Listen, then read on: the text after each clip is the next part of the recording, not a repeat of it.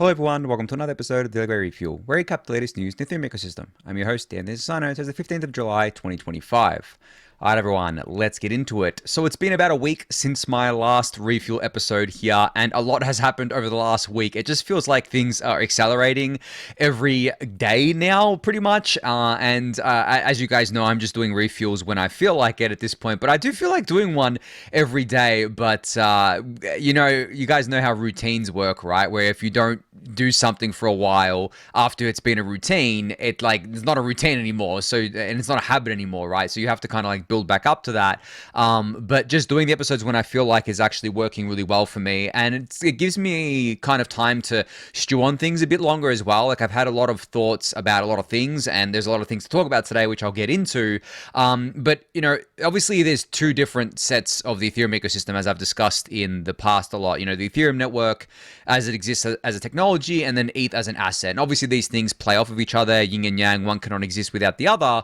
But I think that I've been talking a lot about the asset lately, and I want to start talking more about the tech again. And that's why for today's episode, I'm going to be starting off with the tech, but I am going to be talking about the asset. It's really hard not to talk about the asset and what's happening there, given that there's so much bullish stuff happening there. If I was just to talk about Ethereum, the tech today, I'd be missing, at least half of what's happened over the last week with regards to the Ethereum ecosystem as a whole. But I will leave that to the end. And I have a really bullish rant lined up for the end of this episode. It's a tweet that I put out the other day that I shared in the Daily Gwei Discord channel, and I said that I'm going to do a rant, but it's going to be non-cocaine fueled, because some people made a comment that I got so bullish last episode that it was like I was on cocaine or something. I was like, no, I'm just obviously filled with bullish energy these days about Ethereum and ETH. But anyway, asset stuff later, tech stuff now. So the first stuff to talk about when it comes to the tech is, of course, the Ethereum core protocol. A lot of stuff happening here right now, guys. Obviously, we have Fusaka coming up, hopefully before the end of the year. I think it's still slated for October, November to go live. Obviously, with that is going live with that is PeerDAS as the headliner, and then we have Glamsterdam coming next year. Now, a lot of the conversations have since moved from Fusaka to Glamsterdam, because we already kind of know what's going into Fusaka, and there are a lot of people discussing about what the headliner is going to be for Glamsterdam. Is it going to be shorter slot times? Is it going to be Fossil? Is it going to be EPBS? We're going to talk about that in a sec, because Nixo has a tweet related to that I'm going to cover.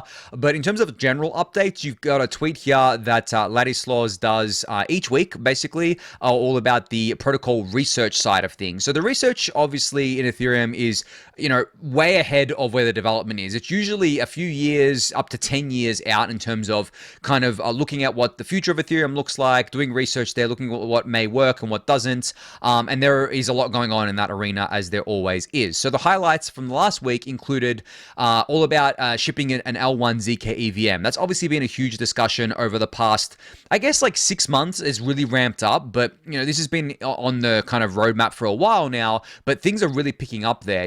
There are really people who believe that we could ship an L1 ZK EVM as early as 2027. And I think I mentioned this on one of the previous episodes, where I said that 2026 probably not going to happen, given that it's not even kind of part of Glamsterdam, and Glamsterdam seems like it will be the only fork that happens in 2026. I don't know. Maybe we'll have two forks in 2026, but Glamsterdam is shaping up to be a pretty big one. So if we were to see it, it would be 2027. But that is a much faster timeline than was given previously. I think previously it was expected maybe 2029, 2030 sort of thing.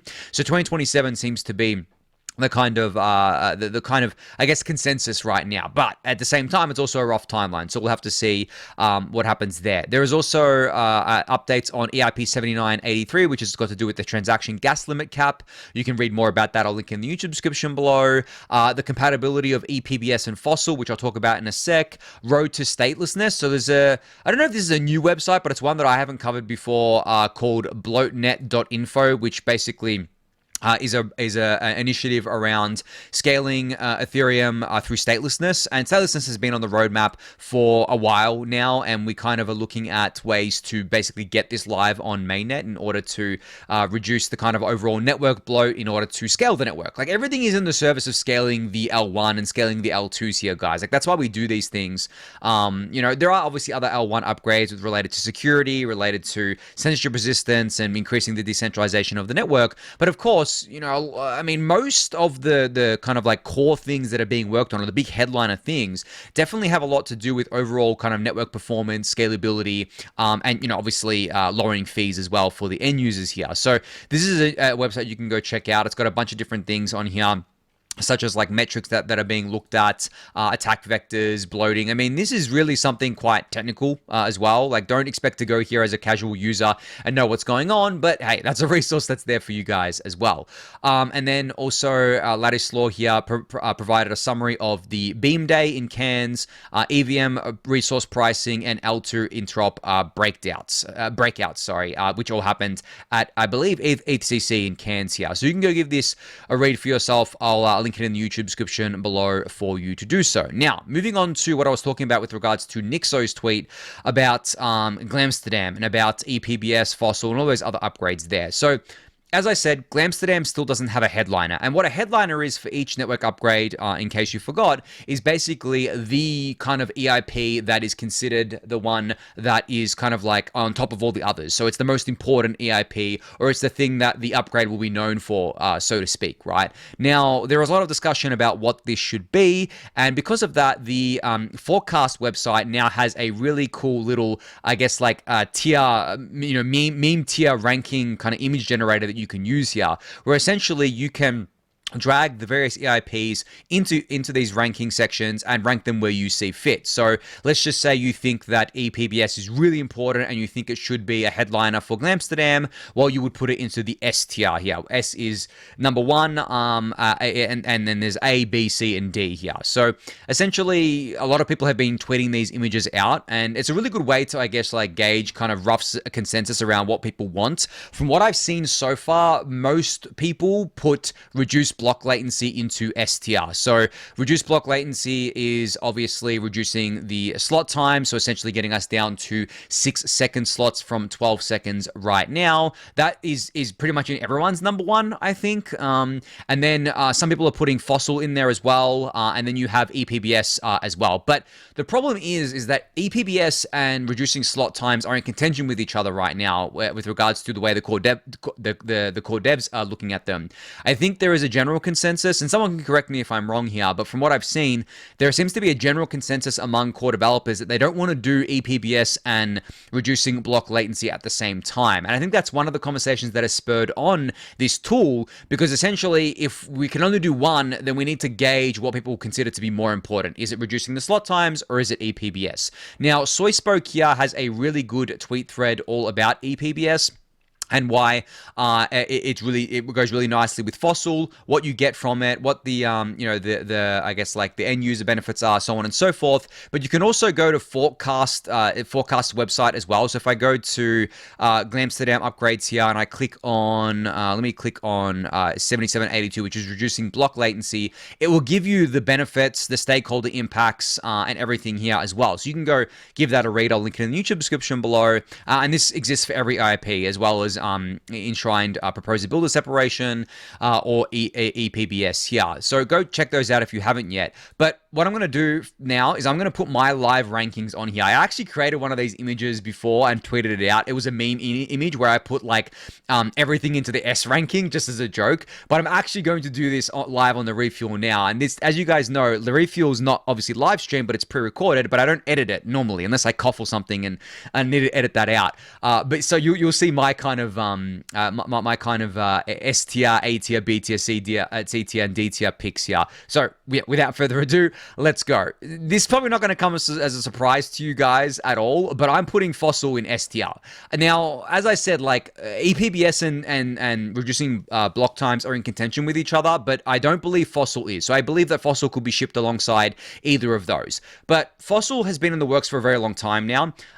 It is really good for censorship resistance. Like, it's definitely needed. I mean, I wouldn't say it's critical. Like, it's not something that we need like now, but it is something that we need in the network. It's just simple as that. That's my view on it. So I put that in S tier for sure. Now, here's where it gets a little bit trickier for me, and I guess like for a lot of people, is where to put EPBS and reducing block latency. So if they're in contention with each other, if only one of them can go in, then I can only put one in STR, right? I can't put both of them in STR because we can't have both. We can't eat our cake and eat it too right now. At least that's my understanding. So, like, I have to put one in. So I'm going to put one in. I do have my pick here, and that's EPBS. I think that EPBS is more important than reducing the slot times, and I'll give my reasoning here. Main reasoning, I guess, is that the reduction in slot times is great and is needed, but the problem is that if we want to work towards a ZK EVM, or L1 kind of like ZK EVM, and if it takes 10 seconds to prove 99% of blocks, and if that's like, at least for the foreseeable future, the fastest we can do it, then by reducing slot times to 6 seconds, we would push back the L1 ZK EVM, because you can't have that in, you kind of like do an L1 ZK EVM if you can't prove the blocks in the slot time. Like, it's just that it doesn't work, right? So there's a massive trade-off there between that, at least from my understanding. Again, someone correct me if I'm wrong here. I'm not as plugged into core dev stuff as I used to be, because I'm not doing a refuel every day. But this is like from what I can gather here. And kudos to and shout out to Greystroke in the Daily Gwei Discord channel. He's been keeping up with this stuff and posting it there. But yeah, so that's a kind of trade-off there.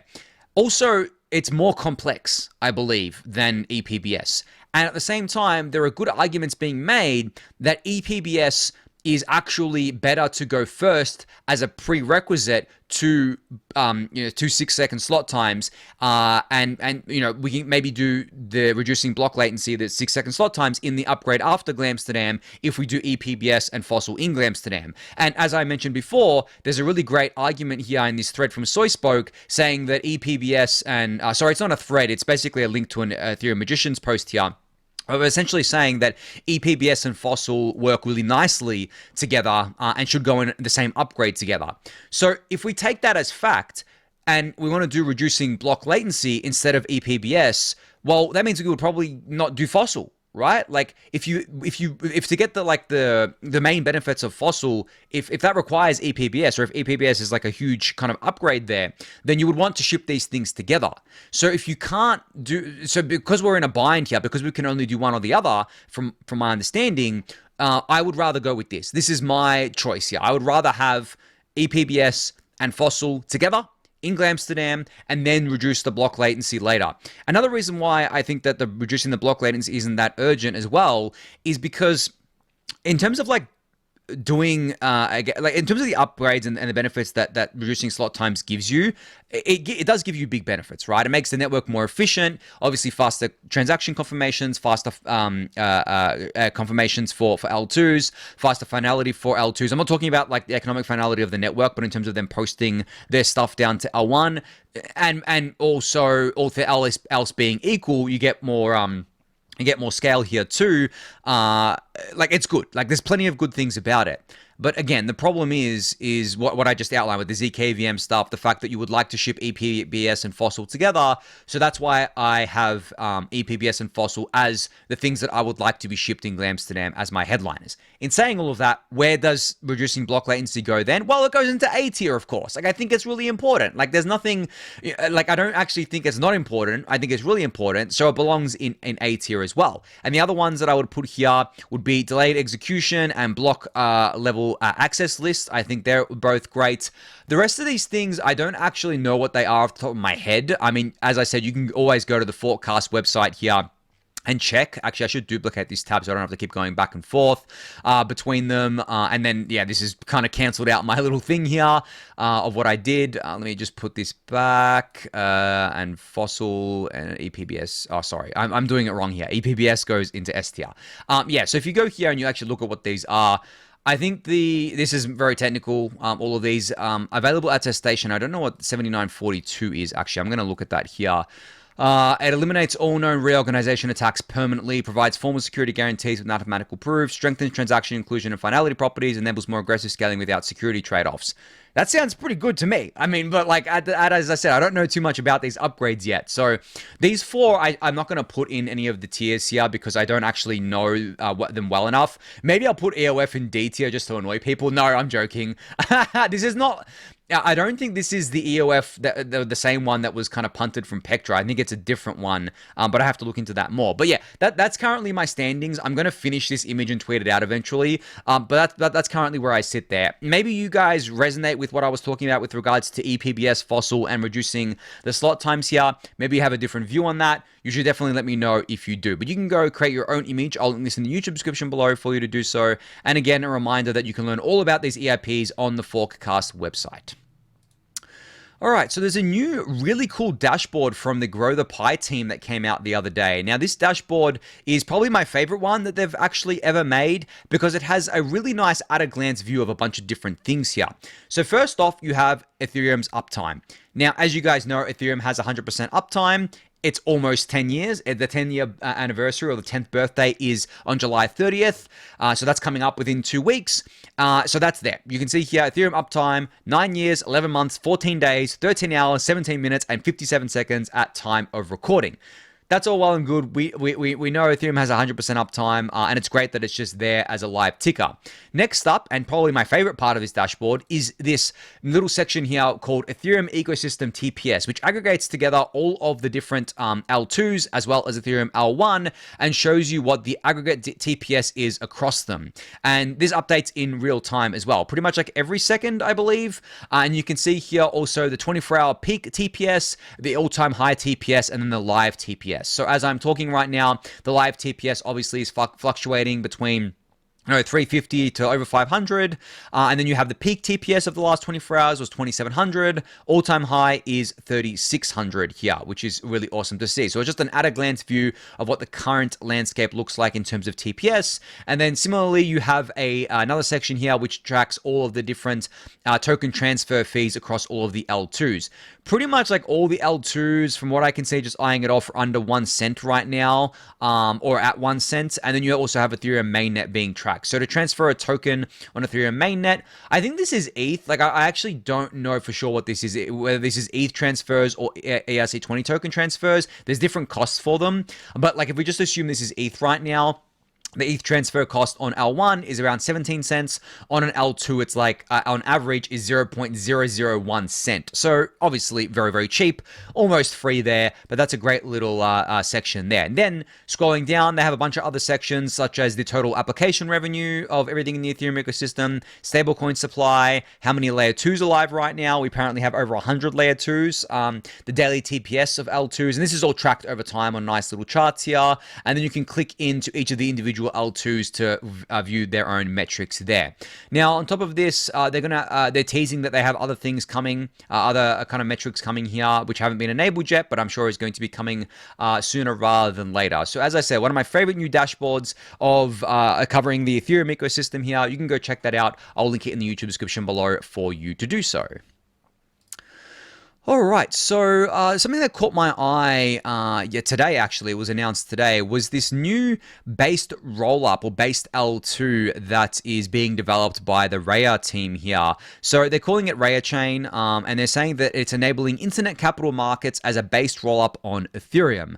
And you can go give this a read for yourself. I'll link it in the YouTube description below. Obviously, everyone's really excited about based rollups. They've got a really unique architecture, I thought, from reading through this and having talked to the team as well. I should disclose I'm an angel investor in this team. They were known as something else a while ago, but I've been invested in them for quite a while now. But essentially what they're trying to do is bring the Hyperliquid trading experience to Ethereum as a based rollup. So as you guys know, Hyperliquid is an L1 that has gotten a lot of fanfare over the last few months. It's been growing quite rapidly, but I mean, I think it's fair to say that it's very, very centralized, right? It's an L1, but like it doesn't have a huge validator set. It's very, very centralized, but that trade-off means they get performance. And, you know, kudos to them for taking that trade-off to its logical conclusion, because as I've discussed before, you're either centralized or decentralized. I actually don't think there's really a middle ground on a long enough time frame. I don't really buy into the decentralization is a spectrum thing. From a performance point of view, maybe mostly, I do think that like you're either as an L1. I think I should clarify as an L1. I think like you're either a decentralized global credibly neutral settlement layer like Ethereum, or you're very, very centralized like Hyperliquid, but for that centralization, you get a performance boost there. Sitting in the middle, I don't think that works. And I think over the next few years, that's going to be proven out even further than that. But that's a bit of a tangent to this. As I said, you can go give this a read. I'll link it in the YouTube description below. But what I really wanted to highlight was a comment that Simon made here. So Simon is obviously working on this and is one of the architects behind it. But essentially, a little while ago, Reya had actually flirted with transitioning to an L1, right? And this is interesting because they were going to transition to an L1, but actually decided against that, obviously, and want to be an L2 on Ethereum now, and specifically be a based rollup on Ethereum. And Simon responded to this question saying they thought about it and it would have been a similar design where execution and consensus were decoupled into different node types to be super fast but decentralized. But then the more you think about that design choice there, the more you realize you should just build on Ethereum. And I mean, I think that's a pretty good way of putting it. You should just build on Ethereum. Like that's the beauty of the L2 roadmap. It's the beauty of the rollup centric roadmap is that you can just build on Ethereum. Like you can do all of this stuff. You can make all these trade-offs. You can design all these different things and you can just do it as Ethereum. Because if you're separating out consensus and execution to begin with, then like you already get that out of the box by being an Ethereum L2. You're just pushing the consensus to Ethereum L1 and you're worrying about the execution performance of your L2 and that's about it. So that's the better design. And I've been talking about this for years now, but like it's good to see that people actually in the weeds saying this because it means that it may convince other people to also say this and other people to also kind of get on this train here. So you can go give this a read. I'll link it in the YouTube description below for you to do so. All right, so now we're moving on to the bullish kind of part of the kind of podcast, bullish ETH part, I should say. So there's a couple of new reports that came out over the last week. One of them came from Fidelity. So for those of you who don't know, Fidelity is the third largest asset manager in the world. This is not small potatoes here, guys. This is big potatoes. Now, they put out a report covering the Ethereum network, and you can go give the report a read for yourself. I'll link it in the YouTube description below. But they posted that they believe if ETH is a store of value. And I think this is like probably the most bullish thing that I've seen happen in a long time. And honestly, like this gets me super excited because of the fact that we have as an ecosystem and myself since at least 2019 been pushing ETH to be a store of value, to be pushing ETH to be valued as a store of value instead of some kind of tech stock or instead of valuing it based on how much revenues the Ethereum network does, so on and so forth. To see the third largest asset manager in the world say this themselves and reinforce this themselves through official channels means that the Overton window has now shifted. That barbell that I was talking about, where I said that essentially there is a barbell, there's 3 points on it. There's the left-hand side, which is like the tech point of it, the DCF, the revenues point of it, and that's where assets that get rated on that stuff sit. Then there's the middle, which is like emerging, and then there's the end, which is store of value. And that's where BTC is right now. And I did say that ETH was in the middle, maybe, end of last year, earlier this year, it got pulled towards the tech side of things.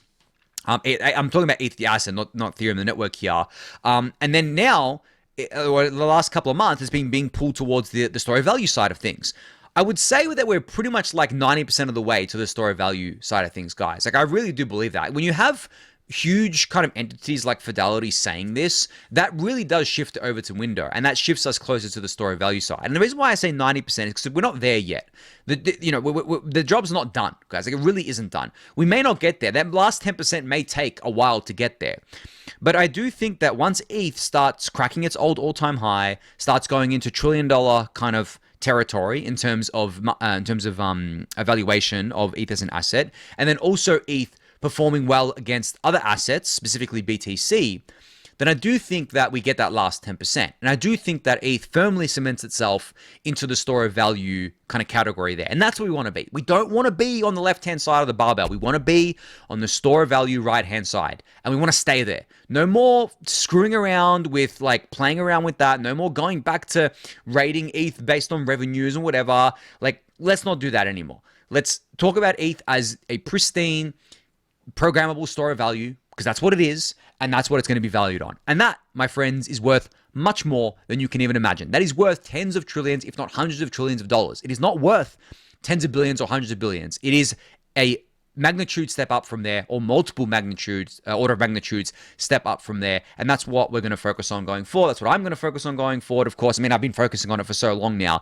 but I'm glad to see more people wake up to this. So that's the Fidelity report. You can go give that a read for yourself. I'll link it in the YouTube description below for you to do so. Now, another report that came out was from Electric Capital, again about ETH the asset, but more of a focus on how the Ethereum network is going to kind of like feed into ETH the asset and make it bullish. So essentially, this puts a heavy emphasis on stablecoins, because stablecoins is the one thing that I guess like really resonates with TradFi right now. But it also uses that as a jumping off point to talk more about what's beyond stablecoins. So this report, I'll link in the YouTube description below for you to check out. But essentially, it's broken down into a bunch of different sections.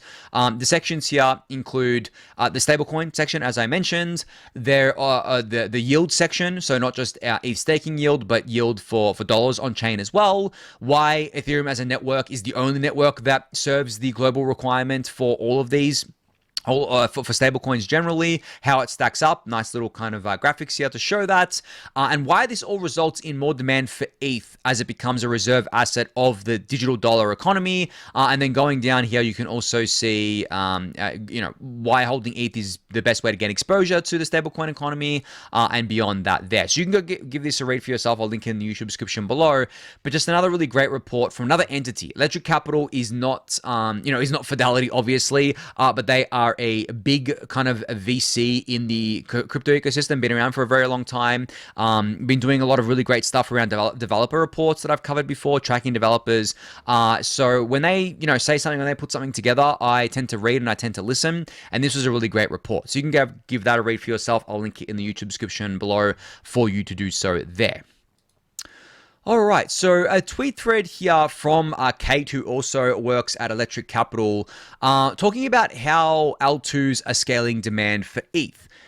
This is another thing that I've talked about for a long time now, where I said that L2s are a really nice way for us to basically export ETH as a money and as a store of value. You guys have heard me say this a million times before.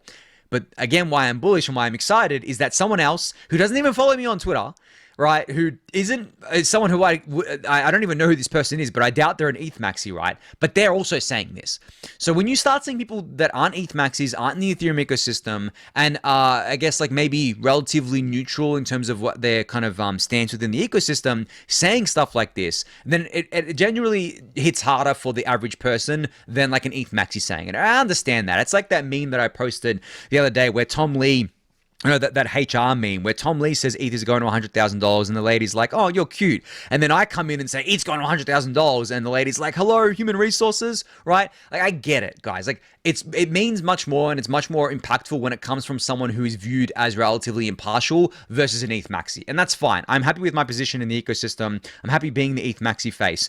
But I think the reason these people are saying this is because of the narratives that are set by people like myself. Not to toot my own horn, but I recently saw someone who works at ARK Invest, that's Kathy Wood's firm, literally copy my tweet word for word and just tweet it out themselves. And I don't care that they're copying my tweet, but when I saw that, I was like, okay, well, my tweets are having an impact here, and they are actually feeding into the wider narratives that get dispersed outside of the Ethereum bubble and the Ethereum ecosystem. So I was really liked seeing that, because it reinforced kind of my view that I should just keep being an ETH maxi and keep bull posting like that, because then other people catch it, and the other people who aren't ETH maxis will keep perpetuating out that narrative and that meme, and then my work is done and I can kind of rest easy. No, I'm not going to rest easy. Job's not done, as I said. But this thread you should go check out. I'll link it in the YouTube description below. But essentially, it just talks about how ETH is bridging into these different L2s. That scales ETH as an asset because now more people have access to it because L2s are cheaper to transact on. L2s have a lot of the new users that are being captured, and then they're using and being exposed to ETH as an asset. So yeah, you can go check out that thread for yourself there. All right, so this was that tweet that I was talking about just then about the guy from ARK Invest that copied me here. So I've been tweeting this out pretty much like every day for the last maybe week, where I compare the net new ETH issuance that's issued by the Ethereum network to the total flows into the ETH ETFs. So this is today. Last week there was a bigger flow, but just for the sake of kind of simplicity here, I'm just going to cover today's tweet. So the Ethereum network currently net issues, and this is including the burn, around 2,200 ETH per day, which at current prices is about $6.5 million worth of ETH per day. That's not very much, guys. Like, it may seem like a lot to us because we're individuals, but on the grand scheme of things, and in the grand scheme of like how much money is out there, in the grand scheme of ETH's market cap, that's not very much. So we're getting a net issuance of $6.5 million per day here, right? Okay, well then what about the ETH ETFs? What did they bring in today? Well, they brought in $260 million today. Okay, well, how much ETH did they buy? Well, they bought about 86,758 ETH. Cool. So let's divide that by the total net new ETH issued today. What multiple do we get? Well, we get 40x. So the ETH ETFs alone, just the ETH ETFs, not including the ETH treasury companies, not including the actual ETH demand from retail investors or broader macro demand for ETH that comes outside of the ETH ETFs, just the ETH ETFs bought 40 times more ETH than was net issued by the network today. And you guys know that I've been banging on for many years now that demand is all that matters. It doesn't matter about supply. Supply only matters if there's demand to match it. This is why over the last 2-3 years, as we had EIP 1559 go live, as we had the merge go live with a 90% issuance reduction, the ETH price has not done, as well as we would like. It's because the demand kind of portion wasn't there. And I'm going to talk about this at the end, just to illustrate my point here. The demand part wasn't there yet. Ethereum didn't capture meme coins, so ETH wasn't getting a bid because of meme coins, right? We failed on that meta. Let's own that. Move past that, right? And then ETH didn't capture the macro bid. It went to BTC, obviously. But now we do have that stuff. And again, I'm going to talk about that a bit later. But in terms of demand, supply, ETH has an incredible amount of demand right now and not much supply. So what do you think is going to happen? Well, I'll leave that to you guys for now to work out until I get to my bullish round at the end of the episode, which is going to take this to a whole nother level. I'm getting ready for that. I'm already like 30 minutes into this episode. But anyway, I want to talk about the ETH treasuries a little bit as well, because they go hand in hand with this. So ETH Strategy, which I've talked about before, I think I talked about this a few months ago, and I said that I was not directly a part of this, but kind of like helping these guys with this, or at least being a supporter here. They announced their kind of pre-sale acquisition of 6,900 ETH. So they have 6,900 ETH in their treasury right now. They're the first and I believe like only fully on-chain ETH strategy or ETH kind of treasury strategy out there right now. So it's great to see this finally live here. It's great to see them be able to acquire a bunch of ETH. And I'm really quite bullish on what these guys are trying to do, because as I said, it's on-chain native. So they're going to be able to integrate with like everything on-chain natively. There's no need to go through any third parties. There's no need to go through like TradFi. They can just do it natively on-chain. And it's a very similar strategy to what these other ETH treasuries are using. I should disclose actually before I forget that I participated in this acquisition here. I put a bunch of ETH into this because I'm obviously bullish on it and I want to see it do well. But you can read more details about this. I'll link it in the YouTube description below. But yeah, as I said, this is distinctly different to the other ETH treasury strategies because they're all off-chain, obviously part of TradFi, but this is fully on-chain with no off-chain portion of it, at least at this stage here. All right, keeping on the topic of ETH treasuries. So there's been a lot of ETH bought by these treasuries over the last even just week, right, since I last talked about this. I believe SharpLink Gaming alone has bought like hundreds of millions of dollars of ETH. I think today they bought like $70 million, $75 million of ETH just today, right? It's crazy numbers here, guys. But what's really interesting is that SharpLink also bought a bunch of ETH off the Ethereum Foundation. So they bought 10,000 ETH or $25 million worth of ETH directly from the Ethereum Foundation. And I quote tweeted this and I said, instead of the EF selling ETH on the open market like they normally do, they are selling it to an ETH treasury company who will diamond hand it. So not only is the EF, they have to sell their ETH to fund operations. We all know this. But not only is the EF able to continue selling ETH as they need to fund operations, they're able to do it in a much more kind of like, I guess you could say, value-preserving way for ETH as an asset. Because SharpLink is not going to sell this ETH anytime soon. I don't know if ever. Like, obviously, Saylor says he's never going to sell his BTC, but like you have to trust him on that. Same way you would have to trust Joe Lubin if he said he's never going to sell the ETH in SharpLink. But like, I don't expect SharpLink, at least, I don't know about the other treasury companies, but I don't expect SharpLink to sell their ETH anytime soon. So essentially, they've just bought this ETH from the EF and conserved the value of ETH here. The EF isn't selling it on the open market. They're not even they're not selling it OTC to some other OTC broker who will then on-sell it, and that eventually will hit the market. And then the optics are a lot better as well, because you have SharpLink, who is going to diamond hand this, and the EF basically being able to still sell. Like, people who expect the EF not to sell any ETH are delusional. They have to, guys. Like, that's their only way of funding themselves. Yes, they can obviously put ETH into DeFi and borrow against it, but there's risks with that. And yes, they can stake their ETH and earn rewards there. But like, there are risks with that too, but not really. But also, it's not enough. Like, they have pretty huge costs here, guys. So I'm happy with them continuing to sell their ETH. And I'm happy for SharpLink to keep buying it. Like, imagine all of their ETH just gets bought up by, maybe not just SharpLink, but like all the other ETH treasury companies, instead of going directly to Kraken, for example, because that's where they usually sell it to. But they probably sell it via Kraken's OTC desk, not, market sell it on the order books yet, but it does eventually hit there. So that was really interesting to see, really liking that there.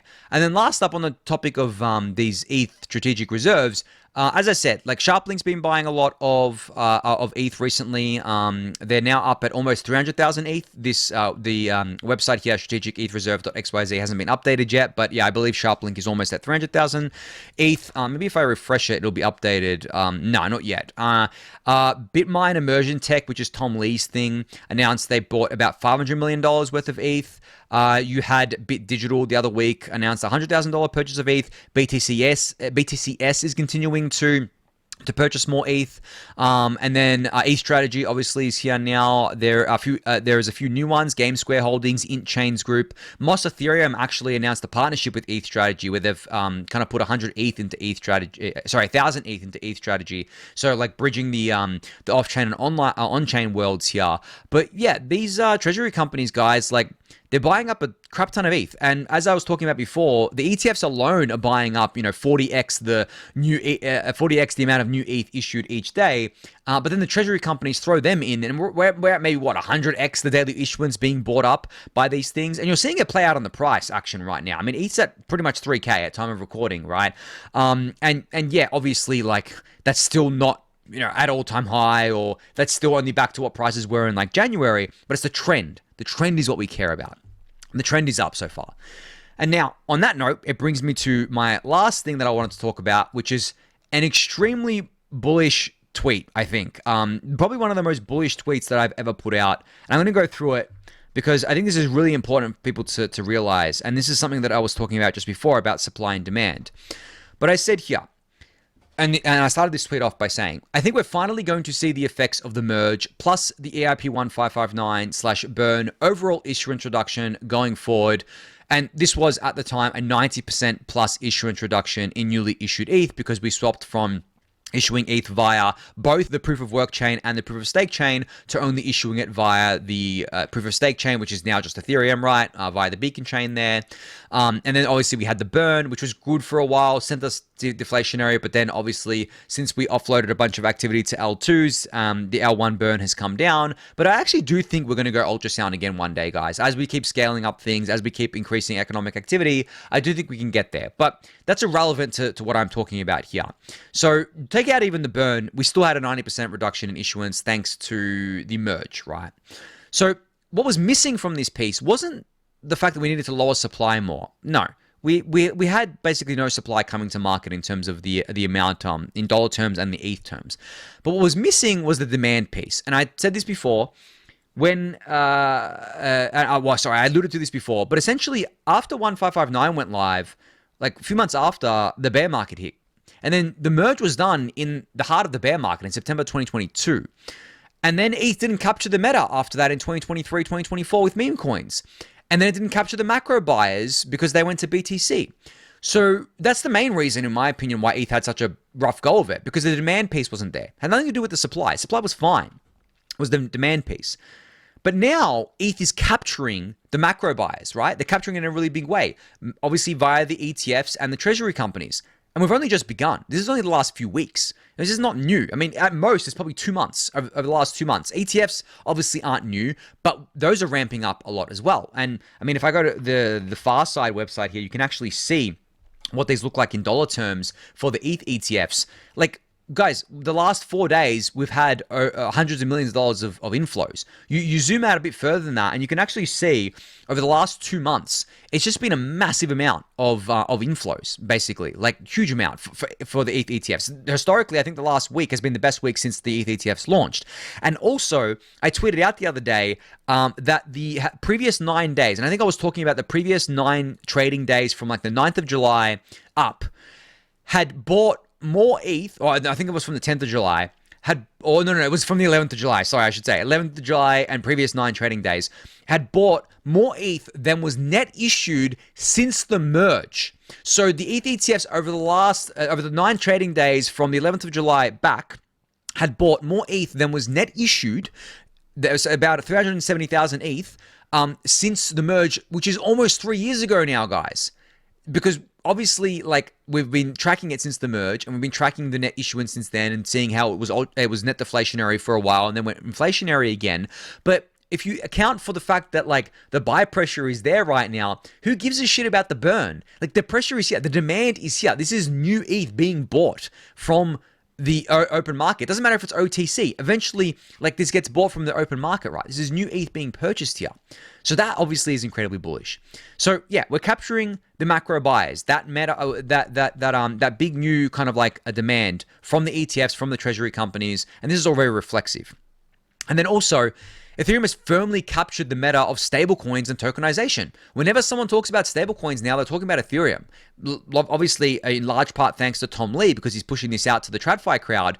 But just generally, like, there's nowhere else. I mean, Ethereum leads in stablecoins. And second place is Tron. And then from there, all the other ones are very, very small. The Ethereum ecosystem is huge when it comes to stablecoins, right? Tokenization, same thing. And then also, we're capturing the meta of companies building their own chains as L2s. Robinhood, these other kind of like these other companies like Sony. I think HSBC was experimenting with it recently. There's a bunch of others. I'm not going to remember all of them off the top of my head, right? But they're doing this. They're building their own chains as L2s. And then I said, all of this puts a massive bid on ETH that we haven't seen under a paradigm where ETH has an extremely limited supply.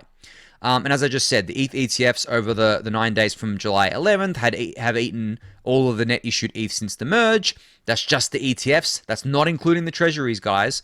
And now on top of all of this net new demand, you throw in an increasing ETH burn as we scale the L1s and L2s and on-chain activity goes up, which will further just reduce the available ETH for all these entities to buy. Imagine if we go ultrasound again, guys. Imagine if we go deflationary again. I mean, that means there's literally no new ETH, net new issuance each day, on top of all the net buying pressure. Like, it goes negative. Like, it's just ridiculous, right? It's just very, very bullish. And then I finished off the tweet by saying, I don't think I've ever been this bullish on ETH. The stars have never been this aligned, and all of this is extremely reflexive to the upside. And I truly do believe that. I know I've been really bullish in the past about this, but I have noted my bullishness by saying that demand trumps everything else. And now we have that demand in a really real way. And the last thing I'll say on this, and I forgot to mention this before, is that net new issuance that comes to market, guys, that's going to stakers, right? And I say comes to market. It doesn't actually go to market. All of the net new ETH issued to me as a solo staker, it's not going to the market, right? I'm compounding that on my validators, and it's staying there. I'm not the only one doing this. A lot of the staking entities, they do this. And the only ETH that you can guarantee that's being sold from staking rewards is for taxes. Everything else is up in the air. We don't know. It's very hard to tell. You can kind of do some analysis on this, but essentially, it's not hitting the open market. It's not hitting it immediately, at least, right? Maybe it hits it eventually. But again, like, for me to say there's 2,200 new ETH being issued per day, net issued per day, that may be true. But if you're talking about the ETH actually hitting the market per day, I would wager it's substantially less than that. Substantially less, especially because stakers don't have costs like miners do, right? The costs are basically 99% less. So if you look at it all from all those angles, look at it from that lens, know that we have the demand factor here now. I think that the $10,000 price target that I gave in 2018 is extremely conservative. I think that ETH can actually go much higher than that. I think that ETH becoming a macro grade, institutional grade asset is extremely bullish. I think that the world waking up to the fact that ETH is a programmable store of value, it is a better store of value than BTC. It gives you a yield if you want to stake it. It lets you do things on chain with it. It is the most decentralized asset, and that's never going to be replaced. It is the only decentralized asset, or truly decentralized asset on Ethereum, I should say. Nothing can replace its role in Ethereum. You can only stake ETH on Ethereum. You can obviously like do some convoluted staking of other tokens, but like that's not in protocol. That's for some DeFi app or something like that. You take all of these things together, really take all of these things together, and you really think about this here, because you've got the supply side that I've talked about a lot in the past and how bullish that was. But the reason why the bull case didn't play out is because of the demand side wasn't there. But now the demand side is there in a really big way. I'm talking billions, tens of billions of dollars of net new ETH buy pressure, potentially every week now, guys. Potentially every week. And friendly reminder for those of you who don't remember, the ETH ETFs launched when the ETH price was $3,500. So the ETH ETFs are bringing in record flows while they're still underwater. They're not above what they launched at yet. So anyone looking at the ETH ETFs, not the ETH price, the ETH ETF price, because they trade at different prices. They have their own pricing. Anyone looking at that chart just sees a not a down only chart, but just sees a chart that's never been like as high as it was when it first started trading. So what do you think happens when ETH goes above $3,500? What do you think happens when this chart for the ETH ETF tickers go into basically all-time high territory? Well, I know what happens, right? We get billions of dollars of inflows per day into the ETH ETFs like BTC has. And again, this is incredibly reflexive. And just to illustrate my point further here, if we have $1 billion that goes into ETH in one day, and let's just say the ETH price is $4,000, because it's probably not going to happen until the ETH price is a bit higher, right? That means 250,000 ETH is bought. So we do 250,000 divided by 2,200. That's the net issuance of ETH per day. That's 113 times greater buy pressure than the net issued ETH for a single day if we get those kind of flows. And that's just the ETH ETFs. I'm not including the treasury companies here. Joe Lupin is on record on CNBC saying that he's planning on buying tens of millions of dollars worth of ETH every single day. And that's just SharpLink. That doesn't include the other ones. So it's not far-fetched to say that right now, we do already have billions of dollars of net buy pressure on ETH per week, in the high billions of dollars per week. And it's not far-fetched to say that that's only going to accelerate from here.